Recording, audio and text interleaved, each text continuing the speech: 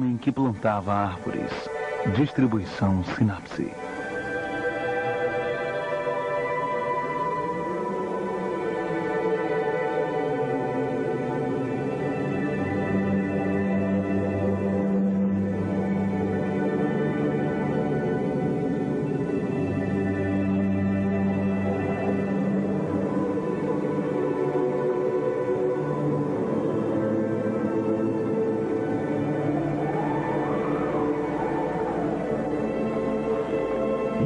Anos atrás, fiz uma caminhada através de um terreno montanhoso, completamente ignorado por turistas, numa parte desconhecida dos Alpes que penetra a região da Provença. Na época em que parti em expedição para essas terras altas e estéreis, que chegam a atingir 1.300 metros de altitude, elas consistiam de terrenos descampados com vegetação rasteira. Nada crescia lá, além da lavanda selvagem. Resolvi cruzar a área em sua largura, prolongando a caminhada. Depois de 3 dias andando, cheguei a um lugar extremamente desolado. Acampei perto das ruínas de uma aldeia abandonada. A água do meu cantil havia acabado no dia anterior e eu precisava enchê-lo novamente. Esse grupo de casas destruídas, semelhante a um ninho de vespas feito em pedaços e abandonado, me fez pensar que algum dia devia ter havido uma fonte ou um poço por ali.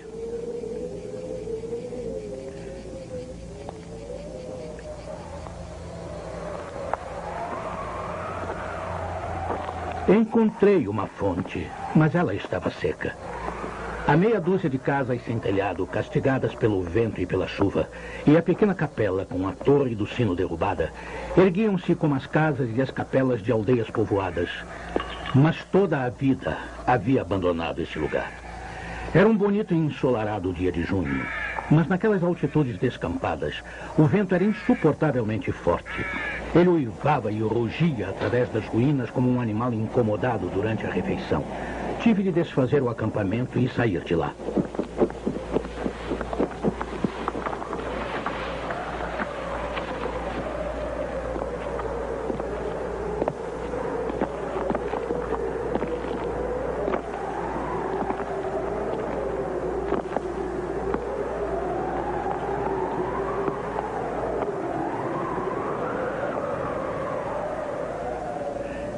Cinco horas de caminhada depois, eu ainda não havia encontrado água e nem tinha motivo para pensar que encontraria. Por toda a parte, a mesma seca imperava. A mesma grama ressecada crescia.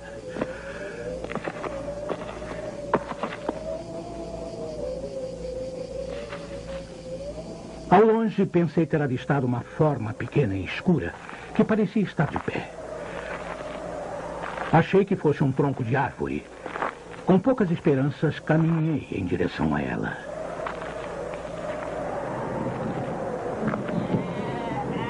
Era um pastor. Cerca de 30 ovelhas descansavam perto dele, deitadas no solo quente. Ele me ofereceu água de sua cabaça e um pouco depois levou-me ao seu abrigo de ovelhas numa reentrância do platô.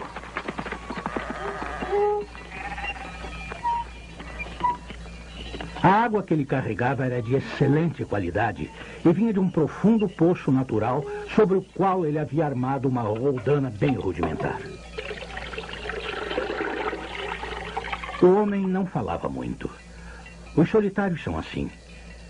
Mas eu sentia sua segurança e sua confiança. Contudo, isso me pareceu incomum em uma terra tão inóspita. Ele não morava na cabana de pastor, e sim numa casa de pedra. Era fácil ver os concertos que ele havia feito com as próprias mãos para transformar a ruína que tinha encontrado em uma moradia. O telhado era sólido e à prova d'água. O vento batia nas telhas como ondas quebrando na praia. Do lado de dentro, tudo estava bem arrumado. O chão havia sido varrido, sua espingarda estava bem azeitada e uma panela de sopa fervia, pendurada sobre o fogo. Também notei que ele havia se barbeado naquele mesmo dia, que os botões de seu casaco estavam bem presos e que sua roupa havia sido remendada com tanto cuidado que era quase impossível perceber. Ele dividiu sua sopa comigo.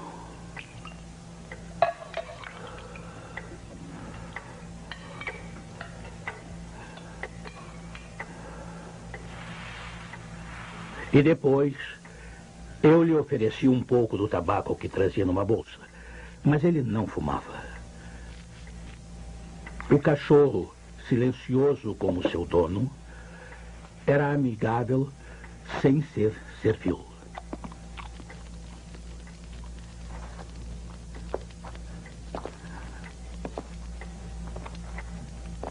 Nós concordamos que eu passaria a noite lá.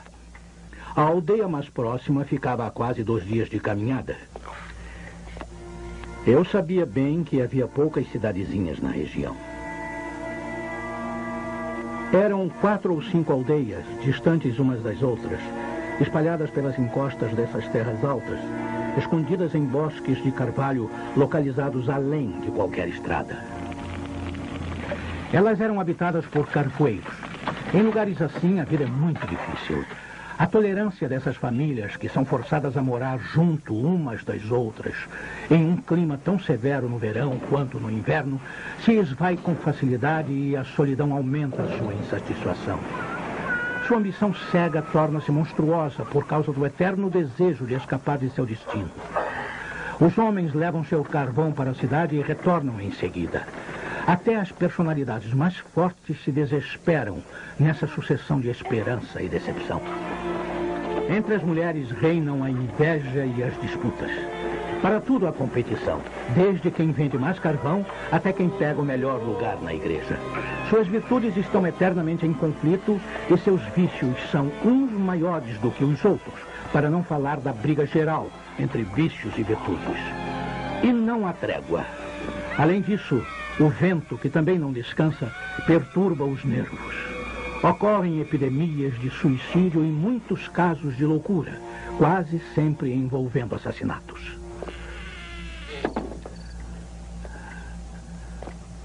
O pastor, que não fumava, pegou uma pequena bolsa e dela tirou uma pilha de bolotas de carvalho que derramou sobre a mesa. Ele começou a examiná-las uma após a outra com grande cuidado, separando as boas das ruins. Enquanto isso, eu fumava meu cachimbo. Perguntei se poderia ajudá-lo. Ele respondeu que aquela tarefa era dele. E realmente, quando vi como ele trabalhava meticulosamente, não insisti. E esse foi o fim da nossa conversa. Quando já tinha separado suficientes bolotas boas, ele as dividiu em grupos de 10, examinando-as mais uma vez, descartando aquelas que eram pequenas demais ou que estavam rachadas. Quando tinha 100 bolotas perfeitas, ele parou e nós fomos dormir.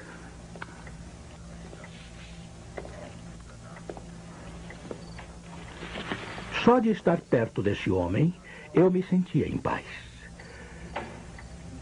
Na manhã seguinte, pedi permissão para descansar em sua casa por mais um dia.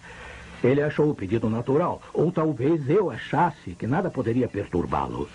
Um dia de descanso não era totalmente necessário para mim, mas eu estava intrigado e queria saber mais sobre ele.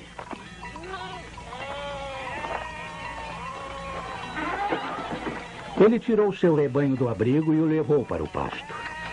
Antes de sair, ele molhou dentro de um balde d'água as bolotas de carvalho perfeitas que havia selecionado e contado na noite anterior.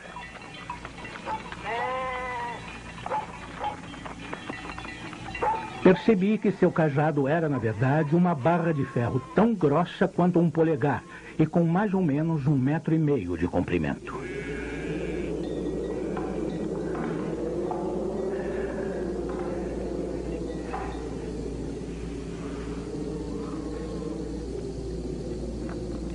Eu caminhei devagar, como se estivesse descansando, e segui uma rota paralela à dele. Seu pasto ficava no fundo de um vale, no lado direito da colina. Ele deixou o pequeno rebanho sob a vigilância do cachorro e subiu até onde eu estava. Tive medo de que ele viesse para repreender a minha curiosidade, mas não era esse o caso. Ele veio até mim porque eu estava no meio do seu caminho e me convidou a acompanhá-lo se eu não tivesse nada melhor para fazer. Seu destino era um local 200 metros acima de onde estávamos, no alto do platô. Quando chegamos lá, ele começou a cavucar a terra com a barra de ferro. No buraco que se formava, ele jogava uma bolota e o cobria em seguida. Ele estava plantando carvalhos. Perguntei se aquele terreno pertencia a ele.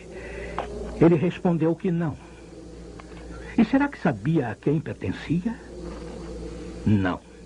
Ele achava que eram terras públicas, ou que talvez pertencessem a pessoas que não as utilizavam. Ele não estava interessado nos donos da terra.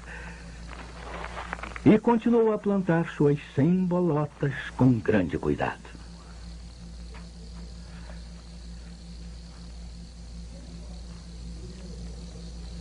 Após almoçarmos, ele recomeçou a selecionar as bolotas. Acho que fui muito insistente com minhas perguntas, porque ele respondeu todas. Já havia 3 anos que ele plantava bolotas nesse local desolado. Ele tinha plantado cerca de 100.000 telas. Das 100.000 árvores, 20.000 brotaram. Dessas 20.000, ele esperava perder metade para os roedores e outros acidentes naturais que só a providência pode controlar. No final, restaram 10.000 carvalhos que cresceriam nesse local onde antes não havia nada. Naquele momento, comecei a imaginar quantos anos ele teria. Com certeza, seriam mais de 50. 55, ele acabou por me dizer. E seu nome era Elzéar Bouffier. Ele havia sido dono de uma fazenda nas planícies. E essa era a sua vida. Depois de perder seu filho e, posteriormente, sua mulher, ele se retirou para esse local isolado, onde seu prazer era morar em paz, com suas ovelhas e seu cachorro. Ele chegara à conclusão de que aquela parte do campo estava morrendo por falta de árvores. Ele acrescentou que, como não havia nada de urgente para fazer, havia resolvido remediar essa situação. Minha juventude me levou a imaginar o futuro e como ele me afetaria em termos de algum tipo de busca pela felicidade. Eu disse a ele que dali a 30 anos, suas 10.000 árvores estariam magníficas. Ele respondeu simplesmente que se Deus lhe desse uma vida longa, ele plantaria tantas árvores que essas 10.000 pareceriam uma gota no oceano. Ele já estava estudando a reprodução da árvore e da faia e tinha mudas plantadas perto de casa. Ele as havia protegido de suas ovelhas e elas estavam crescendo. Além disso, ele estava considerando plantar bétulas nas terras mais baixas, onde havia uma certa umidade perto da superfície do solo. No dia seguinte, nós nos separamos. 1 ano depois, em 1914, começou a Primeira Guerra Mundial e eu passei 5 anos no exército. Como soldado de infantaria, tive pouco tempo para pensar em árvores.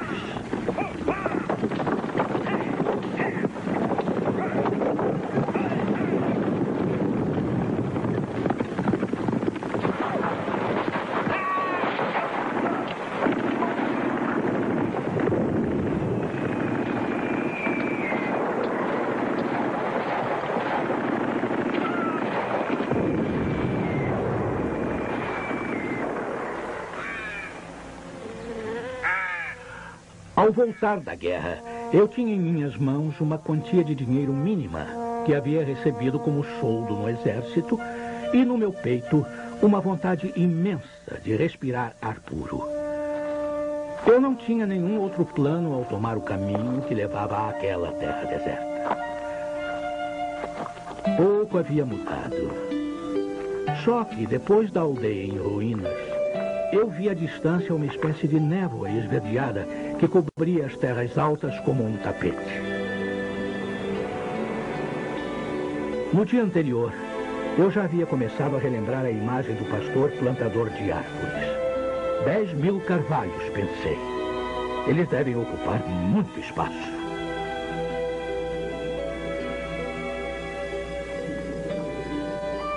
Naqueles 5 anos, eu havia visto gente demais morrendo para não imaginar que o pior poderia ter acontecido a Elzéar Bouffier. Especialmente porque, quando temos 20 anos, tendemos a ver as pessoas de 50 como velhas, à beira da morte.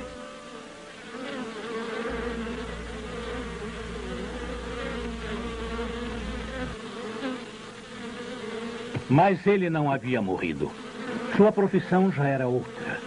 Ele agora possuía apenas 4 ovelhas, mais cerca de 100 colmeias de abelhas. Para proteger a plantação de árvores, ele se livrou das ovelhas que as ameaçavam. Ele não havia prestado atenção à guerra, apenas continuou plantando, imperturbável. Os carvalhos plantados em 1910 tinham agora 10 anos e eram mais altos do que eu ou o pastor. Que espetáculo impressionante! Literalmente perdi a fala. E como ele também não era muito falador, passamos um dia em silêncio, caminhando por sua floresta. As 3 faixas da floresta tinham, no total, 11 quilômetros de comprimento e uma largura máxima de 3 quilômetros. Ao pensar que a origem disso tudo havia sido as mãos e a alma desse pastor, que não tivera assistência alguma, percebi que os homens podem ser tão eficientes quanto Deus em tarefas que não sejam destruir.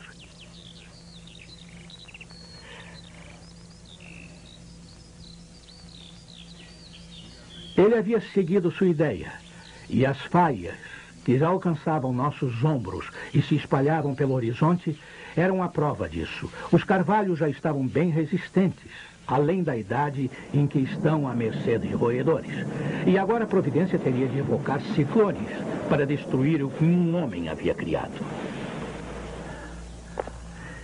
Ele me mostrou admiráveis bosques de bétulas que já tinham 5 anos, ou seja, haviam sido plantados em 1915, enquanto eu estava nos campos de combate em Verdun. Para as bétulas, ele havia reservado o terreno mais baixo, onde corretamente suspeitara que havia água bem próxima à superfície. Elas estavam viçosas, como adolescentes, e muito seguras de si mesmas. A criação parece funcionar numa reação em cadeia. Tais pensamentos nunca perturbaram sua mente. Teimosamente, ele perseguia seu simples objetivo.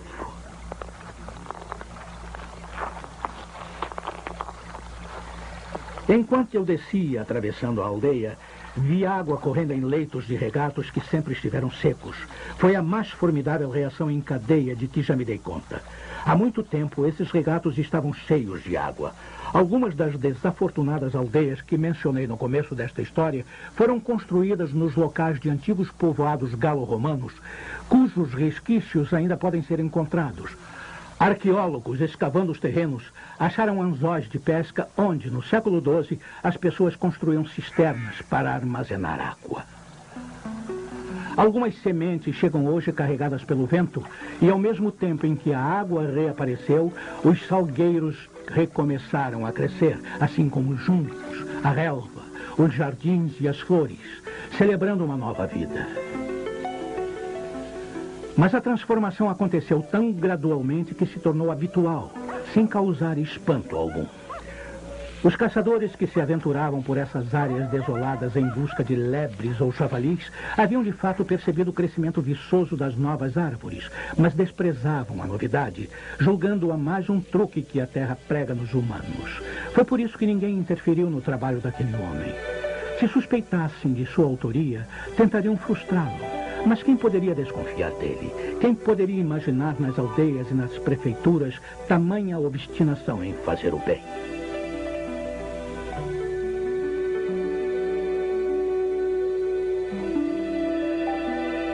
A partir de 1920, nenhum ano se passou sem que eu fizesse uma visita a Elzéar Bouffier. Nunca o vi fraquejar ou cair vítima da dúvida. Só Deus sabe como fazer isso com certos homens. Eu nunca tentei descobrir suas frustrações, mas é fácil imaginar que para ter sucesso como ele teve, é preciso enfrentar várias adversidades. E para garantir a vitória de uma paixão assim, ele deve ter se digladiado com o desespero. Para ter uma ideia aproximada de seu caráter excepcional, é preciso lembrar que ele trabalhava em total solidão. Uma solidão tão grande que perto do final de sua vida, ele já não sabia mais falar. Ou talvez não visse necessidade para tal.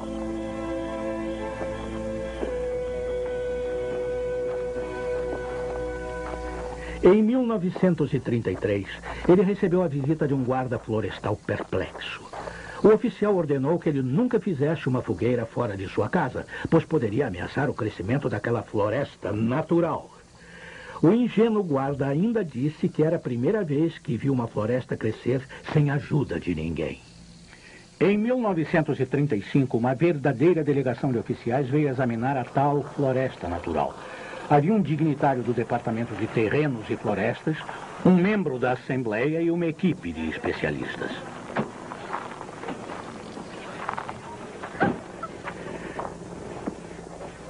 Muitos discursos vazios foram feitos. Foi decidido que deveriam fazer algo, mas felizmente não se fez nada, a não ser tomar uma única providência útil. Puseram a floresta sob a proteção do governo, proibindo a entrada de carvoeiros. Era impossível não se deixar encantar pela beleza dessas árvores novas, seu vigor e saúde tão óbvios. Até o parlamentar não conseguiu evitar e foi conquistado. Havia um amigo meu entre os especialistas da delegação. Expliquei o mistério a ele.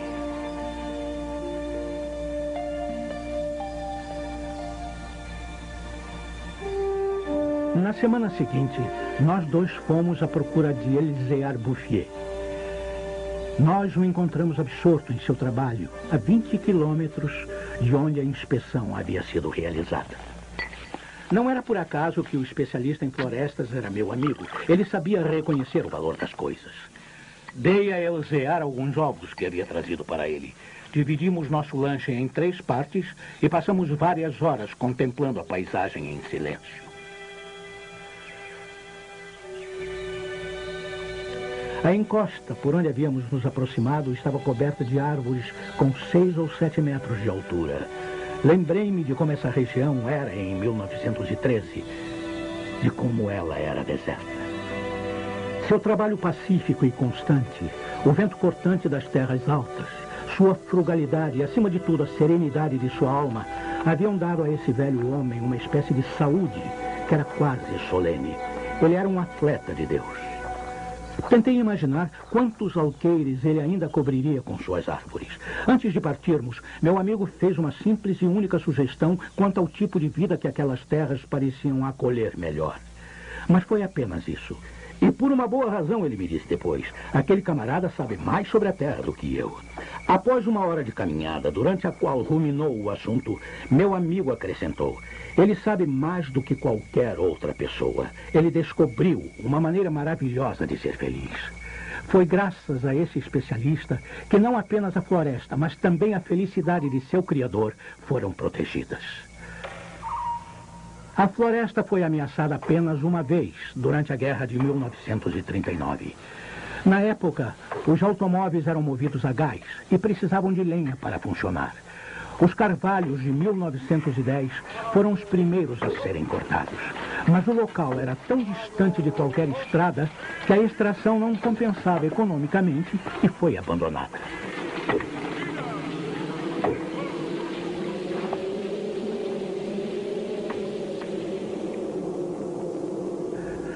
O pastor não viu nada disso acontecer.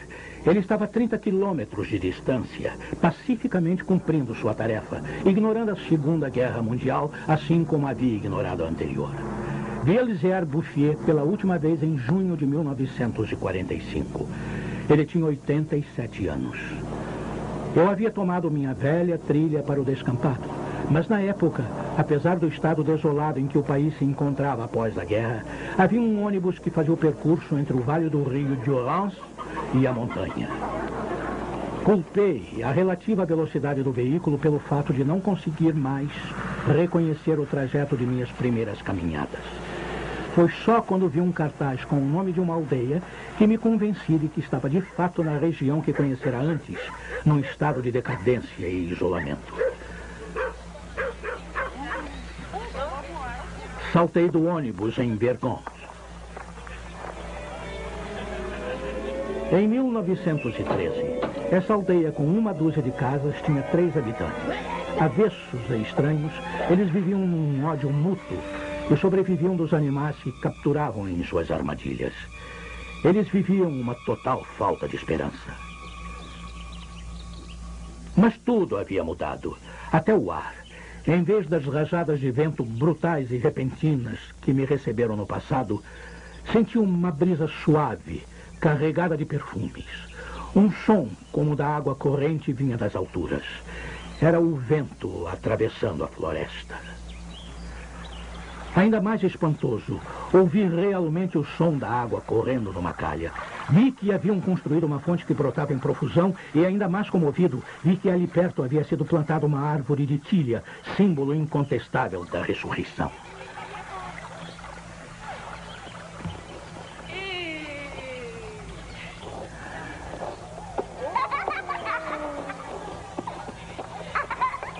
Em Vergon, os sinais do tipo de trabalho que só se faz onde há esperança mostravam-se evidentes demais de uma maneira.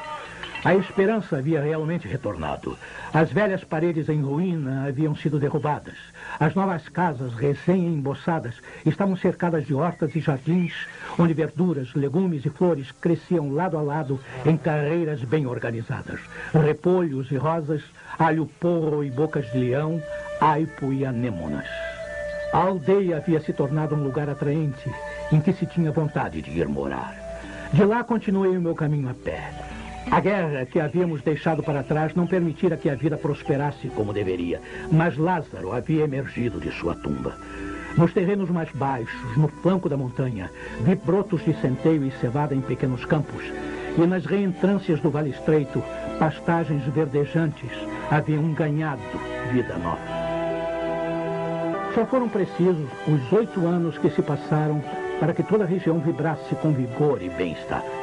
No lugar das ruínas que eu havia visto em 1913, havia agora casas de fazenda bem cuidadas, ainda com argamassa nova, indicando uma vida feliz e confortável.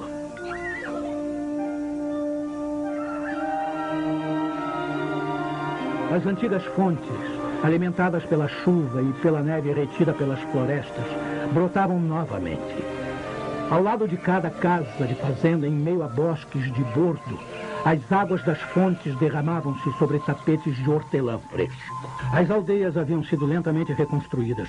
Gente das planícies, onde a terra é cara, veio para essa região trazendo sua juventude, seu vigor e seu espírito de aventura. Nas estradas avistavam-se homens e mulheres bem alimentados, e meninos e meninas que sabiam sorrir e apreciar as celebrações rurais.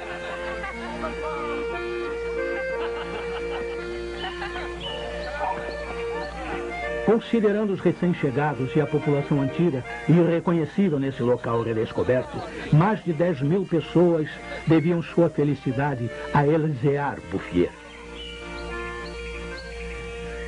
Quando penso naquele homem que, contando apenas com seus recursos físicos e morais, foi capaz de fazer com que essa terra prometida crescesse do deserto, acho que, apesar de tudo, a condição humana é admirável. Quando tento calcular a firmeza, o grande coração e a generosidade inabalável que foram necessários para obter esse resultado, sinto um respeito enorme por esse velho camponês iletrado que conseguiu realizar um trabalho digno do próprio Deus.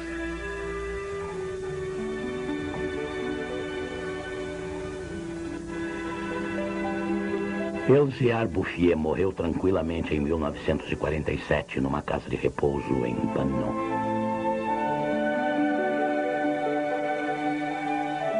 Versão brasileira Audio News.